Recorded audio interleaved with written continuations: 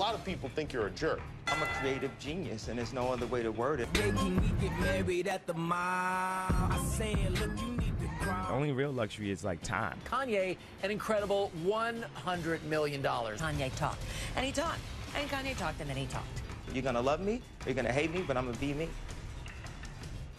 Another week, another ridiculous diatribe by Kanye West. This time the rapper is publicly blasting upscale brand Louis Vuitton for their extremely high prices.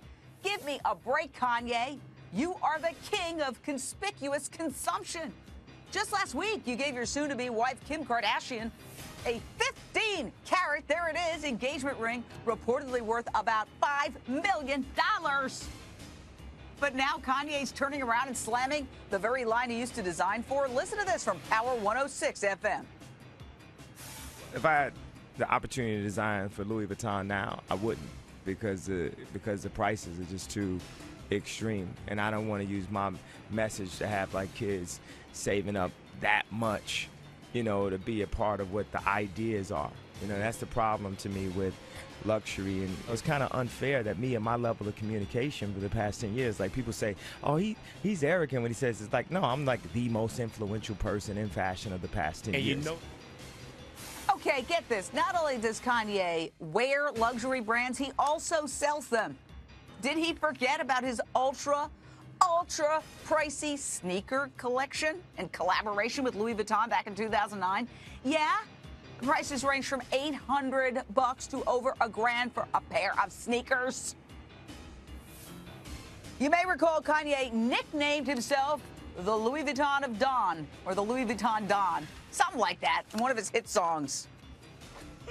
I'm kinda Louis Vuitton Don, but my mom a purse, now she Louis Vuitton mom. I think he's obsessed with Louis Vuitton. Almost like a lover scorned, you know? How ridiculous. Straight out to my very special guest, the wonderful, fabulous former star of Bravo's Real Housewives of New York, Jill Zarin. Hi, Jill. Janie. Hi. Okay, look, I can be very hypocritical. I try not to be super materialistic, but I fail at times. But come on, the irony here is that Kanye is the king of materialism. I mean, he is. How can he sit around and attack anybody? You know, I'll tell you why. Because I don't know if he's attacking people, but I want to give him credit and say that everybody's allowed to change, and I think he's maturing. I think fatherhood and being a parent has made him like to take a step back and maybe think about values and what's important. And that's really what he was saying. He said he's looking at his life and he's saying material things are not as important as people and relationships. And I want to say something about the ring. I said the same thing. I called my mom before the show, and I told her what the segment was about. And I said, well, I know Jane's going to say, well, for him to say that and then buy her a 15-carat diamond ring really doesn't jive. So my mother said that jewelry is different. No, well, she said jewelry is an investment, and that it got a lot of people out of Europe pre-World War II in times of need. This is what my mother said. And she said that people put their money into different things and that it's okay to invest money in diamonds. I'm just saying. Wait, so you think Kim is going to have to flee the United States? Well, you know, based on some of the things that have happened lately, she might. I don't know. I'm just kidding. Well, look. You like that? I thought that was pretty clever You know what? of my mom, For an imaginative defense, your mom should have been a defense attorney, because she came up with a very imaginative defense. Because to me, Exhibit A is the ring. Okay, so he's dripping in high-end designer brands, and his fiancée, Kim Kardashian's waltzing around with this rock. I mean, it's amazing she can lift her hand. 15 carats. It's true. Listen to Kanye spill the beans to Ryan Seacrest about the proposal, the marriage proposal. But you know what? Why don't we take it and say that he's trying to mature at? Oh, sorry. Well, let's listen, and then we'll debate it. I just didn't tell anybody. They thought, everybody that came in just thought it was a surprise party. So, of course, I didn't tell her that anyone was coming in.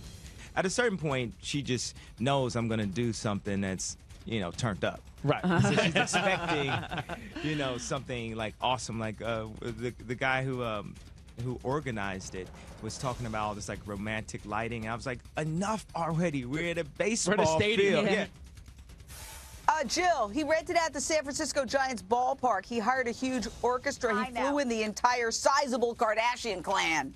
but honestly, he's not supposed to be Mother Teresa. If he makes enough money and he can afford to do that for the woman he loves and have money left over to do other good things, I mean, what are we to say?